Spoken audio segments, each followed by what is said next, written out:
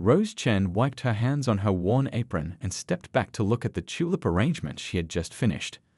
The morning sunlight streamed through the front window of her little flower shop, making the yellow and orange petals glow like tiny flames.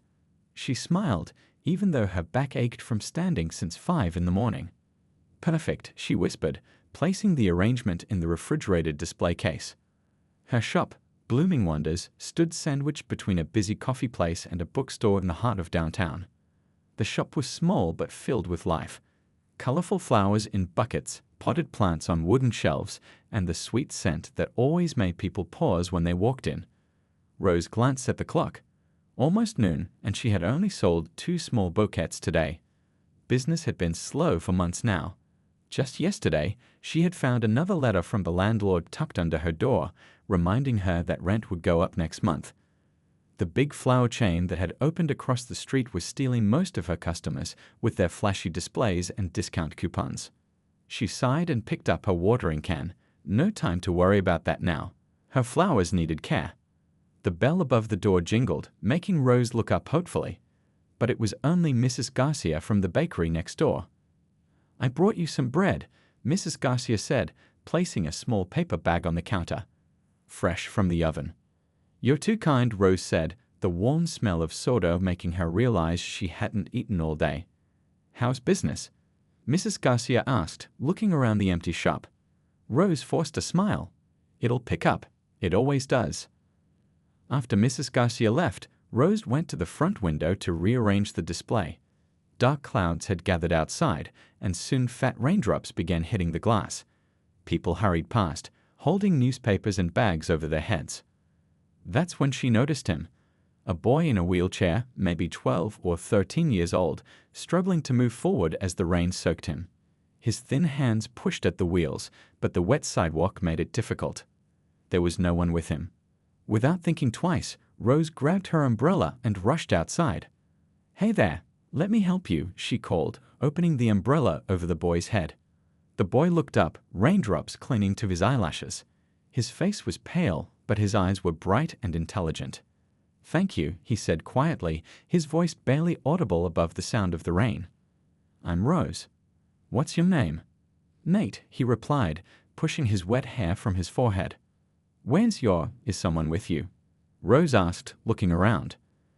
"My caretaker went to get my medicine from the pharmacy. She told me to wait, but I wanted to look at the flowers in your window." Rose smiled. "Well, you can't stay out here in the rain. Come inside and wait." She helped Nate navigate his wheelchair up the small ramp she had installed for deliveries. Once inside, she grabbed a clean towel from under the counter and gently handed it to him. "Here, dry yourself a bit. Would you like some hot chocolate? I have a small kettle in the back." Nate's eyes widened. "Yes, please. If it's not too much trouble." While the water boiled, Rose watched as Nate looked around the shop with genuine interest, his fingers lightly touching the petals of a nearby sunflower. "You know a lot about flowers?" she asked, bringing him a steaming mug. "Some," Nate said, taking a careful sip. "I read about them in books. My mom used to love gardening." "Used to?" Rose asked softly. A shadow passed over Nate's face. "She died 3 years ago." "I'm sorry," Rose said, meaning it. She knew how loss felt, having lost her own father last year. To change the subject, she picked up some loose flowers from a bucket. "Want to learn how to make a simple bouquet while we wait?" Nate's face lit up. "Can I?" For the next 20 minutes, Rose showed Nate how to arrange daisies and baby's breath into a small but pretty bouquet. His hands were careful and precise, and he listened to her instructions with complete attention.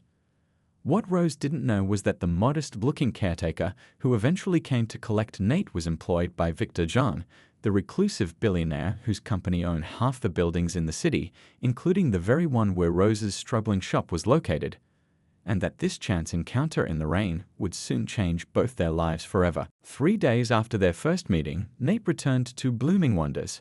This time, the sky was clear and bright. The bell above the door jingled, and Rose looked up from her account books to see him wheeling himself in, followed by an older woman with silver-streaked hair pulled into a tight bun.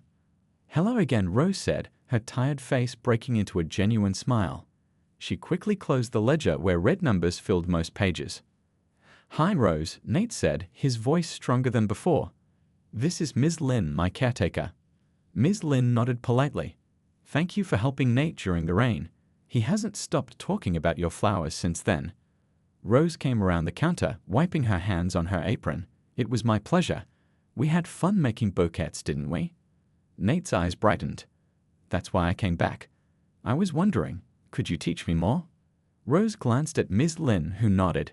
Nate has physical therapy at the medical center down the street. We have an hour to spare afterward on Tuesdays and Thursdays.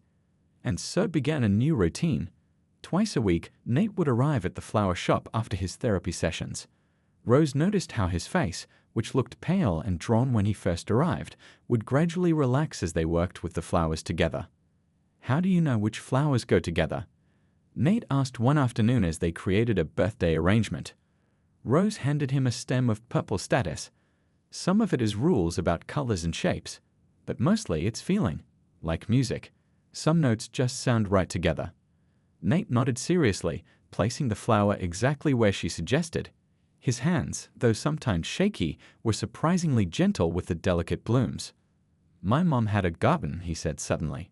Before the accident, she grew roses mostly. Red ones with a scent so strong you could smell them from inside the house. Rose paused, sensing this was important. The accident was that when I lost the use of my legs, and when we lost her, Nate said quietly, his focus on the flowers intensifying. Dad doesn't talk about it. He doesn't talk much at all anymore. Rose's heart ached for the boy. Sometimes people don't know what to say when they're hurting. Do you have a family? Nate asked, changing the subject. Rose smiled softly. My parents moved back to Taiwan after my father got sick. I stayed to run the shop. I call them every Sunday. As weeks passed, Rose learned that Nate was much smarter than most kids his age. He knew scientific names of plants and could explain photosynthesis in detail. When she showed him how to care for the orchids, he already knew about their special needs. How do you know so much about plants? She asked one day. Nate shrugged. I read a lot. There's not much else to do at home. Rose sensed there was more to his story, but she didn't push. Instead, she began saving interesting flowers for him to examine. When a shipment of rare blue poppies arrived, she set one aside just to see his face light up with fascination. What Rose didn't know was that after each visit, Ms. Lin would write detailed reports. These reports went directly to Victor Jean, who read every word with growing interest. The boy spent how long at the flower shop today? Victor asked one evening, looking up from his tablet. 2 hours, sir, Ms. Lin replied. He helped Ms. Chen prepare arrangements for a small wedding. Victor frowned slightly. And does he seem happy there? Happier than I've seen him in 3 years, Mr. John. Victor turned to the window of his penthouse office. From there, he could see the entire city spread below like a carpet of lights. Somewhere in that pattern was a tiny flower shop where his son was slowly coming back to life. Tell me more about this woman, he said finally. She's struggling financially, Ms. Lin said. I overheard her on the phone with suppliers, asking for more time to pay. The big chain store across the street is taking her customers, but she never mentions any of this to Nate. With him, she's always patient and kind. Victor nodded slowly. For the first time since losing his wife, something besides business had captured his attention. Not that he was ready to admit it, even to himself. Continue as before, he said, turning back to his work. But I want daily reports now. Meanwhile, in her small apartment above the flower shop, Rose added another entry to her calendar. Nate, 2 p.m., flower language lesson. Though money was tight and bill notices were piling up, these teaching sessions had become the brightest spots in her week. Without realizing it, the quiet boy in the wheelchair had brought something back to her life that had been missing for a long time. Joy. The storm hit the city without warning. Rain pounded against the windows of Blooming Wonders as Rose moved buckets to catch the water dripping from the ceiling. Each drop echoed like a tiny hammer, reminding her of another repair she couldn't afford. Not now, she whispered, watching a new leak form above her best display shelf. She quickly moved the expensive orchids to safety. The next morning revealed the full damage. A large section of the ceiling had soaked through, and brown water stains spread across the once white surface. Rose climbed a wobbly ladder to get a closer look, her heart sinking with each step. Then came the letter. Rose's hands trembled as she read it. The building owner was raising all rents by 40% starting next month. To keep up with market rates, the letter explained in cold, formal language. She sat down hard on her stool, the paper crumpling in her grip. Even before this increase, she had been barely making enough to cover costs. With the roof damage and now this, there was no way forward. That afternoon, when the bell jingled and Nate wheeled himself in for his regular visit, Rose tried to hide the letter and put on a happy face. But the boy was observant. "What's wrong?" he asked immediately, noticing her red-rimmed eyes. "Nothing to worry about," she said, forcing a smile. "Just some grown-up problems." Nate frowned. "My dad says that when grown-ups say that, it usually means something is very wrong." Rose looked at the boy's serious face and sighed. Over the past month, she had come to respect his maturity. Maybe talking about it would help. "The roof is leaking badly from the storm," she admitted, pointing to the ceiling. "And yesterday I got notice that my rent is going way up. I don't think I can keep the shop open much longer." Nate's eyes widened. "But what will you do?" Rose shrugged, trying to sound braver than she felt. "Maybe find a smaller place, or work for someone else for a while." "But this is your shop," Nate protested. "You created it. All these flowers need you." The simple truth in his words brought fresh tears to Rose's eyes. She quickly wiped them away. "Sometimes life doesn't go how we plan," she said softly, "but we keep moving forward. That's what my father always taught me." They spent the rest of the hour making small bouquets from leftover flowers. Rose showed Nate how to create beauty even from imperfect blooms, roses with slightly damaged petals paired with bright, healthy daisies, lilies with broken stems arranged in short, clever bundles. "Even when things aren't perfect, we can still make something beautiful," she explained. When Ms. Lin came to pick him up, Nate was quieter than usual.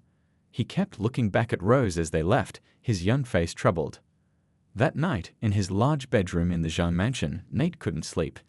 The walls of his room were painted a soft blue, and expensive toys lined the shelves, most of them barely touched. The large windows overlooked carefully manicured gardens that no one ever seemed to enjoy. Everything here was perfect but empty, nothing like Rose's small, crowded shop that smelled of life and earth. Making a decision, Nate pushed himself up and into his wheelchair. It was past midnight, but lights still showed under his father's office door. He hesitated, then knocked. "Come in," called a distracted voice. Victor Zhang sat behind his massive desk, surrounded by screens showing charts and numbers. He looked up, surprised. "Nate, you should be asleep."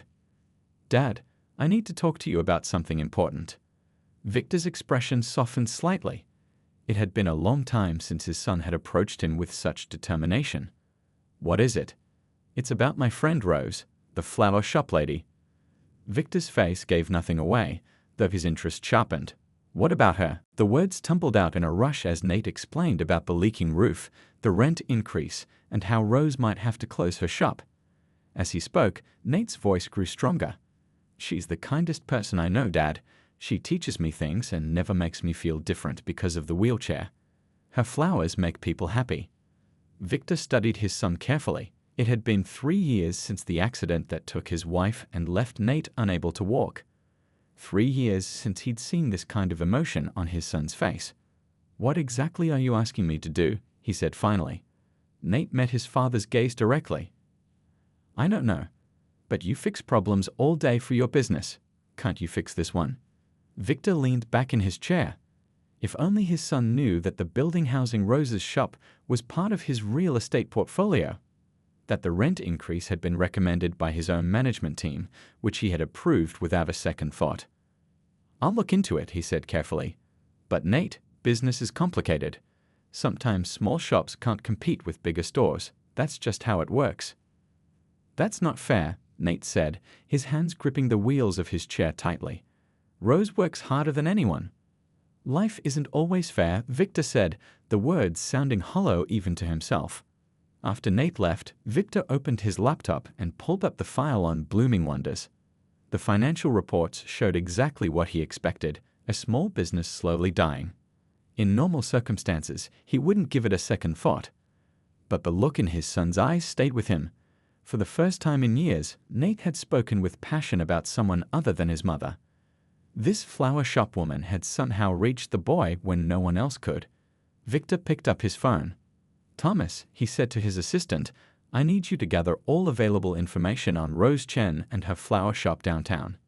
Everything. And keep this private. Very private."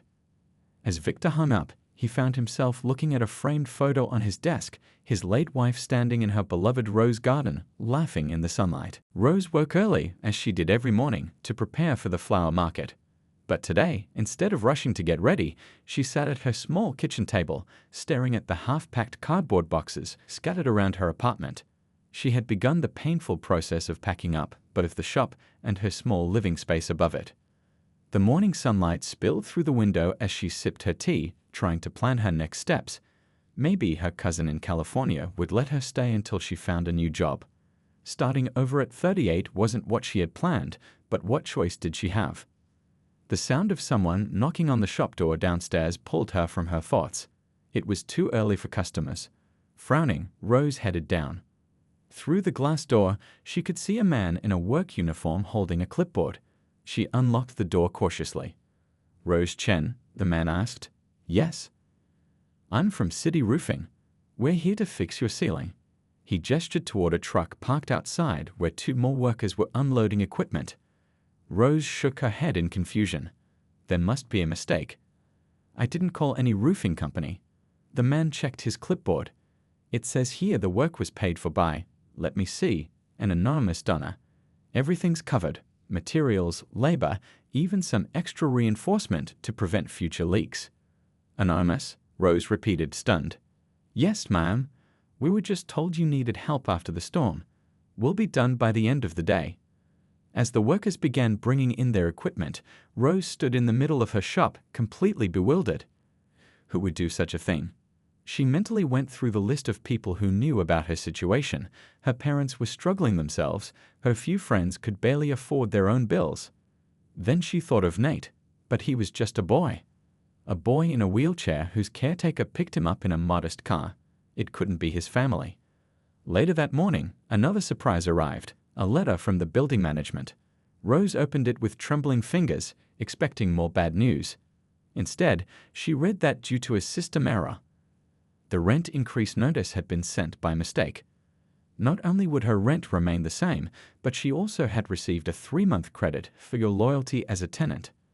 Rose sat down hard on her stool, the letter clutched in her hand. It didn't make sense. Nothing like this happened in real life. When Nate arrived that afternoon, his face lit up seeing the workers finishing repairs on the ceiling. "Your roof is getting fixed," he exclaimed, wheeling himself in carefully around the tools on the floor. Rose studied his face closely. "Yes," mysteriously. "You wouldn't happen to know anything about that, would you?" Nate's eyes widened a bit too innocently. "Me? How would I know about roofs?" There was something in his expression that made Rose suspicious, but she couldn't imagine how a young boy could arrange all this. Still, she decided to test him. "I also got a letter saying I don't have to pay higher rent. In fact, I got 3 months free." This time, a small smile tugged at the corner of Nate's mouth before he quickly controlled it. "That's amazing luck," he said, not quite meeting her eyes. Before Rose could question him further, Nate changed the subject. "Can we work on flower arrangements today? Even with the roof people here?" 2 blocks away, in a sleek black car with tinted windows, Victor Zhang watched the roof repair through a pair of binoculars. Beside him, his assistant Thomas reviewed documents on a tablet. "Everything has been handled discreetly, sir," Thomas reported. "The roofing company doesn't know who really paid them. The building manager believes the rent adjustment came directly from corporate headquarters as part of a tenant retention program." Victor nodded, still watching the shop. Through the window, he could see his son and Rose working with flowers, both smiling as they talked. "What else have you found about her?" he asked. Thomas swiped through several screens. Rose Chen, age 38. Immigrated with her parents from Taiwan when she was 10. Worked 3 jobs to put herself through community college. Opened Blooming Wonders 7 years ago with a small business loan, which she's still paying off. No criminal record. Pays her taxes on time despite barely making ends meet. volunteers teaching flower arranging at the senior center once a month. Victor lowered the binoculars. And her connection to Nate. Are you certain there's nothing inappropriate about their relationship? All evidence suggests she's simply kind to him. She treats all her customers with the same care. Several neighborhood people I spoke with mentioned how she remembers everyone's names and important dates. Victor watched as Rose helped Nate hold a flower stem, her instruction gentle but not condescending. It had been months since he'd seen his son smile like that. "Sir," Thomas said hesitantly, "if I may, why not just introduce yourself? Let her know who you are, who Nate is." Victor's expression hardened. And watch her behavior change instantly once she realizes Nate is the son of Victor Zhang. Watch her calculate how much she can get from us. He shook his head. "No, I've seen it too many times." "But, sir—" "Continue the surveillance," Victor interrupted. "I want to know everything about her routine, her business, her interactions with Nate." As Thomas nodded and made notes, Victor continued watching through the window. Rose was now laughing at something Nate had said, her whole face transformed with joy. For a brief moment, she reminded him of someone else, his late wife, Li Min, who had also loved flowers and whose laughter had once filled their home. Victor felt something stir in his chest, an emotion he had kept buried for 3 years. He quickly suppressed it and turned away from the window. "Let's go," he said abruptly, tapping on the partition to signal his driver. "I have a meeting in 20 minutes. As the car pulled away, Victor didn't see Nate glance out the window, catching just a glimpse of the departing vehicle. The boy's expression turned thoughtful as he turned back to his flower lesson. Rose pinned the colorful flyer to her shop's bulletin board and stepped back to look at it. City Bloom Festival and Competition, it announced in bold letters. Grand prize, $25,000 and a feature in Garden Monthly magazine. Mrs. Garcia from the bakery next door peered over Rose's shoulder. "Are you going to enter? You should. Your arrangements are the most beautiful in the city." Rose shook her head. "Those competitions are for the big fancy shops with expensive imported flowers, not for small places like mine." The bell jingled as Nate wheeled himself in, followed by Ms. Lin. "What's that?" he asked, pointing to the flyer. "Just a big flower competition," Rose said, turning away from it. "Nothing important." But Nate wheeled closer to read it. $25,000? That's a lot of money. You could fix up the shop with that, maybe even expand. Rose smiled gently. "The judges look for wild, showy designs with rare flowers that cost more than I make in a month. It's not for me." Later, as they worked on a bouquet together, Nate kept bringing up the competition. "But what if you did something different, something nobody expects?" "Like what?" Rose asked, amused by his persistence. "Like?" Nate thought hard. "What about those stories you told me? About flower meanings in different cultures? You could tell a story with flowers." Rose paused, scissors in hand. The boy had a point. Most competitors went for flash and size. Nobody did arrangements that focused on the traditional language of flowers anymore. "Maybe," she said slowly. "But I'd need special flowers. Hard to find ones." "Like what?" Nate leaned forward eagerly. Rose began listing flowers, each with their special meanings. Blue poppies for imagination, purple hyacinth for sorrow, white heather for protection. Nate listened carefully, his eyes bright with interest. That evening, after the shop closed, Rose found herself sketching designs. For the first time in years, she felt the spark of real creativity. She worked late into the night, planning 3 pieces that together would tell the story of loss, healing, and new beginnings.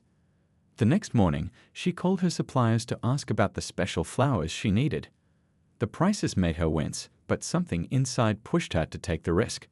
If she won, it would solve her financial problems. If she lost, well, at least she tried. When Nate arrived for his next lesson, Rose showed him her sketches. "You're doing it," he exclaimed, clapping his hands. "These look amazing." "I'm going to need an assistant," Rose said. "Someone with a good eye for color and patience for delicate work." Nate's face lit up. "Me? Really?" "Who else? You're becoming quite the flower expert." Over the next few weeks, they worked together preparing for the competition. Rose noticed that some of the rare flowers she had ordered started arriving mysteriously ahead of schedule. Even stranger, certain expensive blooms she couldn't afford appeared by mistake in her regular deliveries. "Must be your lucky month," her supplier said when she called to report the error. Rose suspected there was more to it than luck, especially when she caught Nate smiling secretly as she unpacked a box of rare black dahlias that had accidentally been delivered to her shop.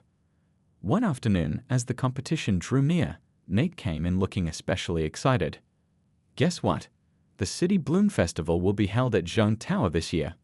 Rose nearly dropped the mister she was holding. "Zhang Tower? Where the billionaire lives?"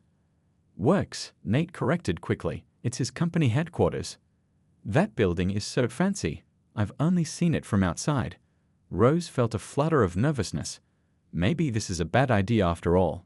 I'll be so out of place. "No, you won't," Nate insisted. "Your flowers belong anywhere. They're special, just like you." The day before the competition, disaster struck. Rose loaded her carefully created arrangements into her old delivery van, but when she turned the key, the engine made a horrible grinding noise and died. "No, no, no," she muttered, trying again and again. Nothing. The mechanic she called delivered the bad news. The repair would take at least 2 days and cost more than she could afford. Rose sat on the curb outside her shop, fighting back tears. All that work, all those special flowers, wasted. She'd have to withdraw from the competition. The sound of a car pulling up made her look up. It was the black sedan that sometimes dropped Nate off. Ms. Lin stepped out from the driver's seat. "Rose, is everything all right?" she asked, her normally formal face showing concern. Rose explained about the van and the competition. "What time do you need to be at Zhang Tower?" Ms. Lin asked. "The competitors have to set up before 9 tomorrow morning." Ms. Lin pulled out her phone and stepped away to make a call. When she returned, her expression had softened. "I can take you," she said. "We can fit your arrangements in the back." Rose's eyes widened. "Really? But why would you help me like this?" Ms. Lin smiled slightly. "Let's just say a certain young man would be very disappointed if you couldn't participate." As they carefully loaded the flowers into the sedan, Rose noticed how unusually spacious and luxurious the car was for a caretaker's vehicle. And she couldn't help but notice how comfortably Ms. Lin gave directions to the driver who had materialized to help them. For the first time, Rose began to wonder just who Nate and Ms. Lin really were. Rose had never seen anything like Zhang Tower. The building reached toward the sky like a giant made of glass and steel, reflecting the morning sunlight. Inside, the lobby gleamed with marble floors and modern art. Well-dressed people rushed past, barely glancing at her as Ms. Lin helped wheedle in her flower arrangements. "The competition is on the 40th floor," a woman at the reception desk told them, handing Rose a contestant badge. "Good luck." Rose's stomach tightened with nerves as they entered the elevator. What was she doing here? The other contestants would be professionals with fancy degrees and years of experience in high-end shops. When the elevator doors opened, Rose gasped. The entire 40th floor had been transformed into a garden wonderland. Large windows offered views of the entire city. Contestants were already setting up their displays, their assistants rushing around with expensive-looking flowers and elaborate props. "Your space is number 17, Ms. Lin said, leading the way as if she knew the building well. As Rose began unpacking her flowers, she noticed the other competitors staring at her simple tools and homemade wooden display stands. A woman in designer clothes smirked as she passed by. "Don't mind them," Ms. Lin said quietly. "Your work speaks for itself."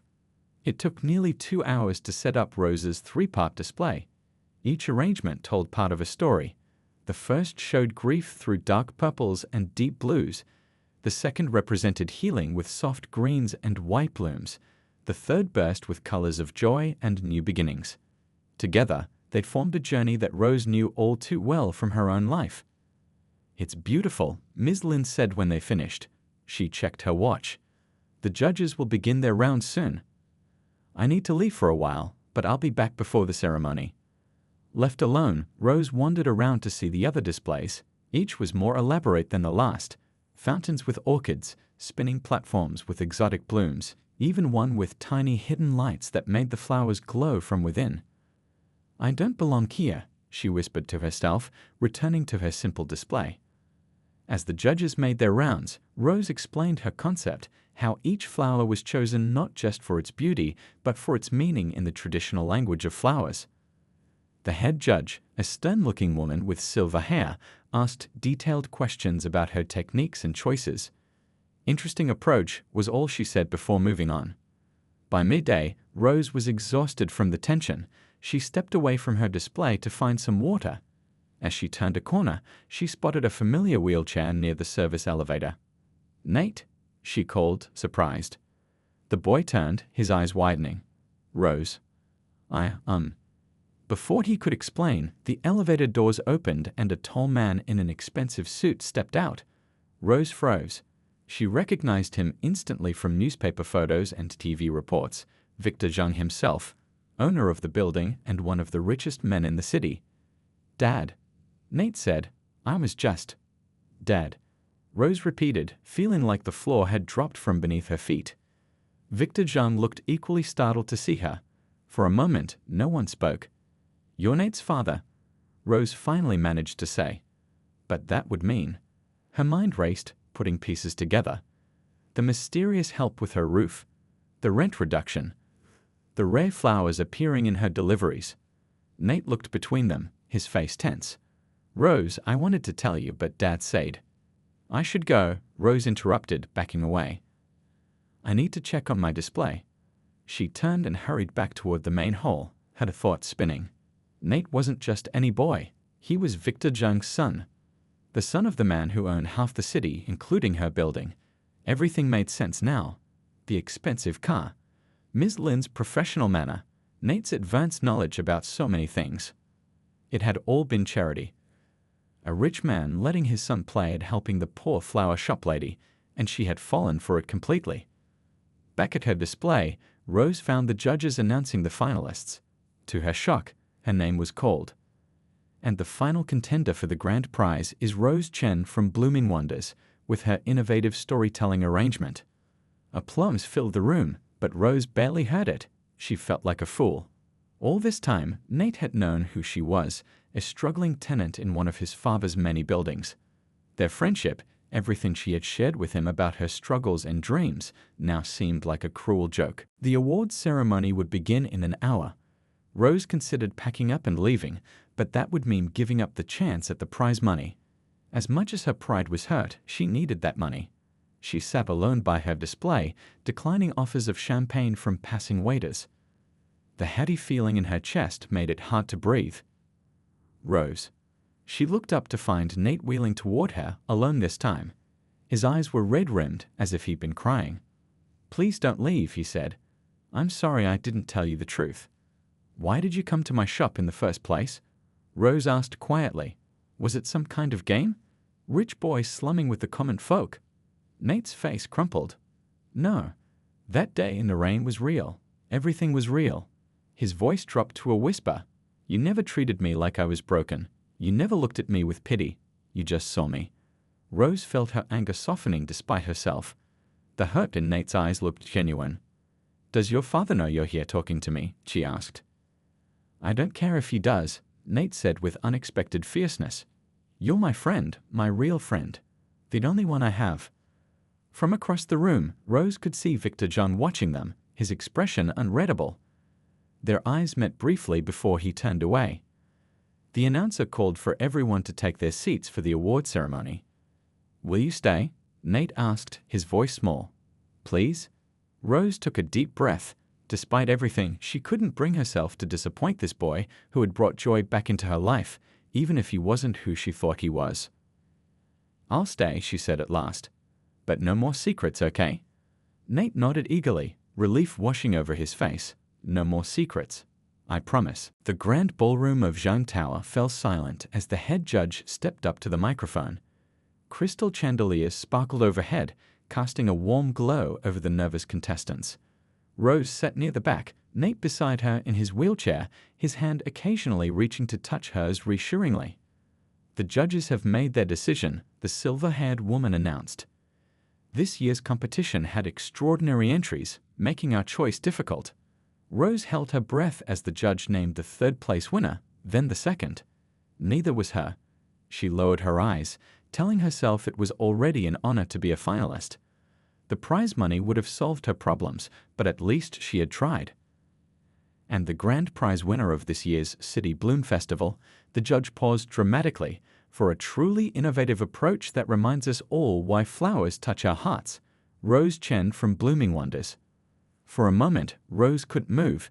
She felt Nate squeeze her hand excitedly. "You won. Rose, you won," he whispered loudly. Somehow, she made her way to the stage, legs trembling. The judge handed her an envelope and a crystal trophy that caught the light like a diamond. Cameras flashed. Someone asked her to say a few words. "I thank you," Rose managed, her voice shaky. "Flowers have always been my way of speaking when words fail. They've helped me through hard times, and they've helped me celebrate good times. This arrangement tells a story of loss and healing that I think many people understand." She paused, then added, "And I couldn't have done it without my special assistant, Nate. He reminded me that sometimes the most beautiful arrangements come from unexpected combinations." From the corner of her eye, she saw Victor Zhang watching intently from the side of the room. His face remained unreadable, but he didn't look away when their eyes met. After the ceremony, people crowded around Rose, congratulating her and asking about her shop. Business cards were pressed into her hands. A reporter wanted to schedule an interview. It was overwhelming. "Excuse me," a deep voice said from behind her. The crowd parted instantly. Victor Zhang stood there, tall and imposing in his perfectly tailored suit. Up close, Rose could see that Nate had his father's eyes. "Ms. Chen," he said formally, "congratulations on your win." "Thank you," she replied, equally formal. An awkward silence fell between them. "Dad," Nate said, wheeling forward, "can we talk to Rose privately?" Victor nodded. "My office is available." Rose followed them to a private elevator that opened directly into a vast office on the top floor. Floor-to-ceiling windows revealed the city spread out like a map below.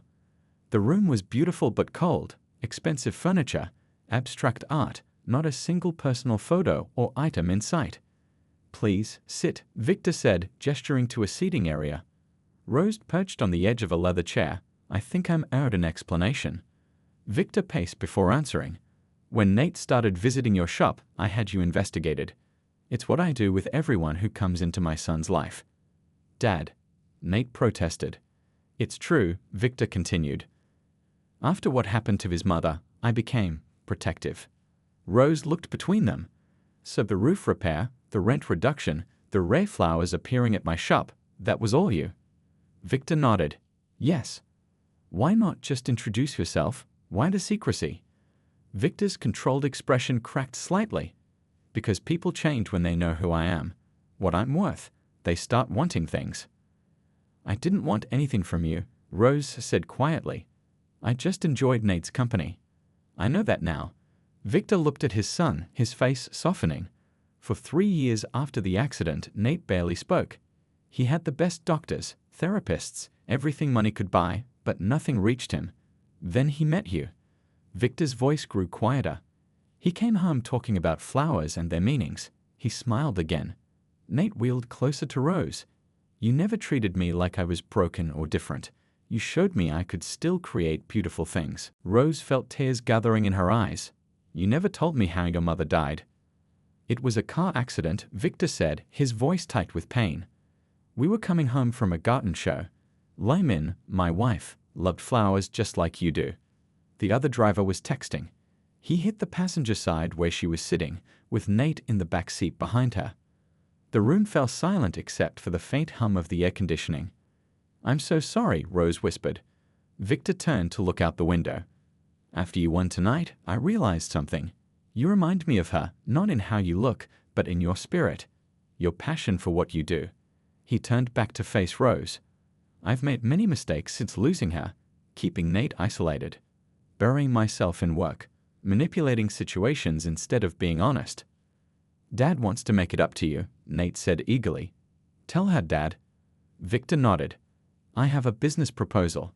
Not charity," he added quickly, seeing Rose's expression. "The ground floor of this building has a space that's been empty for months. I'd like to offer it to you for a new shop, a larger version of Blooming Wonders. Same rent you pay now, but 5 times the space." Rose's eyes widened. I couldn't possibly. There's more, Victor continued. Nate suggested creating a program where children with disabilities could learn about flowers and gardening. A place where they could feel useful and creative, like you made him feel. You would run it. I would fund it. A partnership. Rose looked at Nate, whose face was hopeful, then back at Victor. I need to think about it, she said carefully. This is a lot to take in. Of course, Victor said. Take all the time you need. As Rose stood to leave, Nate reached for her hand. Will you still teach me about flowers? Even after everything. Rose squeezed his hand gently. Some friendships are rare blooms, Nate. They need care, honesty, and time to grow properly. She looked meaningfully at Victor. But yes, I'll still teach you. We have a lot more to learn, all of us. 6 months later, Blooming Wonders Botanical Center opened its doors on the ground floor of Zhang Tower. The space was beautiful, part flower shop, part garden, part classroom, with wide paths for wheelchairs and raised beds so everyone could reach the plants. Rose still lived in her small apartment, still worked long hours, and still worried about money sometimes. But now she had 20 children in her weekly classes, including Nate, who had become her official assistant. And sometimes, when the day was done and the shop was quiet, Victor would stop by with coffee. They would talk about flowers, about Nate, about healing. Small steps, day by day, like tender shoots pushing through soil toward the light. 2 broken hearts and one young one, finding their way back to life, together.